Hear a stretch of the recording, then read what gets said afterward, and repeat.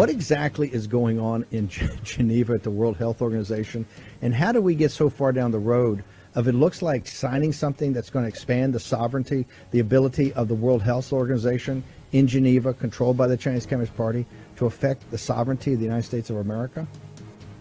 That's right. It's hard to believe, Steve, but in less than 2 weeks' time, a vote will take place in Geneva, Switzerland at the World Health Assembly. They're important because they're the governing body of the World Health Organization, WHO. This authority that they would be given would impact 99.4% of all the people in the world. There are 193 nations belonging to the UN. The Biden administration is bringing amendments that would propose that all nations of the earth cede their sovereignty over national health care decisions to the WHO, the World Health Organization. So what this would mean, Steve, is that the WHO would have decision-making authority to intervene into the United States government policy in any nation of the world without our permission. So, for instance, the lockdowns where you see 26 million people today locked down in Shanghai, China, they can't leave their apartments or homes. The WHO would have the authority to be able to impose that here in the United States for whatever pretext they want. They don't have to show data. They could do this. What this does, Steve, bottom line, is it creates a platform for global governance through the WHO.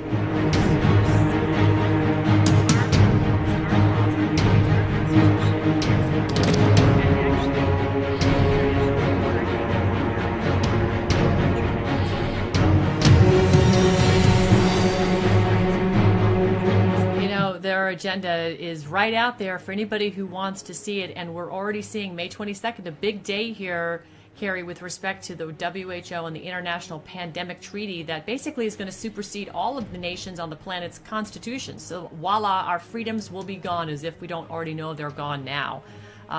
Do you feel like there's any sort of momentum to stop this massive gray cloud that's going to just smother and blanket the entire world, for that matter? Yeah. Well, I have to say that unfortunately the people in our country are not educated about what an international treaty means. And you just hit the nail on the head. When we sign these international treaties, they will supersede what our protocols, our laws, our mandates, our constitution is in our country. And actually, in the international court, they can declare war on a country that does not follow these treaties. And so we've signed some pretty awful treaties, like the Codex Alimentarius. I advise people to look at that.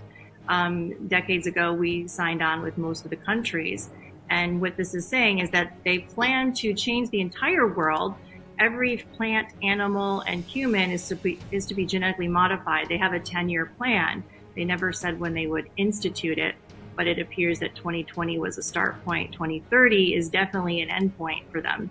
So that's the master plan of what we're seeing now, the master plan of these injections, the master plan of genetic modification. So that's how we understand this. The World Health Organization, that's the next international treaty they're signing on, would actually give power to this entity directly so that they could determine if we have a pandemic. They're the only ones to determine.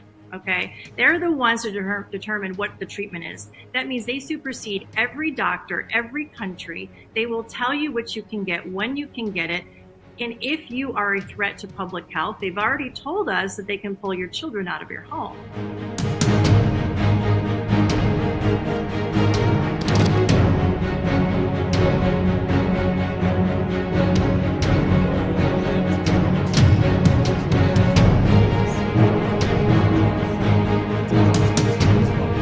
Could look back in 100 years and identify the coronavirus epidemic as the moment when a new regime of surveillance took over. It's often said that you should never allow a good crisis to go to waste, because a crisis is an opportunity to also do good reforms that in normal times people will never agree to, but in a crisis you see we have no chance, so let's do it.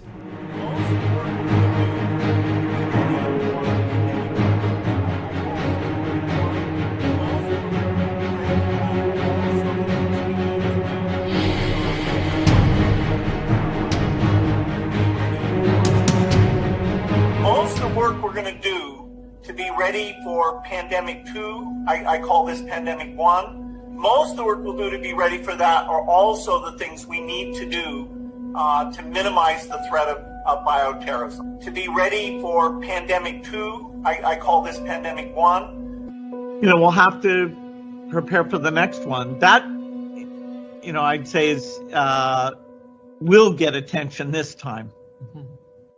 We'll have to prepare for the next one. That, I'd say is will get attention this time. Is the exact opposite of democratic recourse. It takes away any possibility for the people to hold officials accountable. This amounts to no less than disenfranchising the people. We, as elected representatives by the people. Dear colleagues, you might not be aware, but the abolition of democracy by the global elites continues. On March 3rd, the EU Commission was authorized by the Council to renegotiate the treaty with the World Health Organization on behalf of the member states. Under the guise of improving global pandemic response, the plan is to allow the WHO to seize executive governance powers of the member states in a case of a pandemic. Granting governance powers to non-elected body is the exact opposite of democratic recourse and takes away any possibility for the people to hold officials accountable. This amounts to no less than disenfranchising the people. We, as elected representatives by the people, for the people, must not allow this to happen.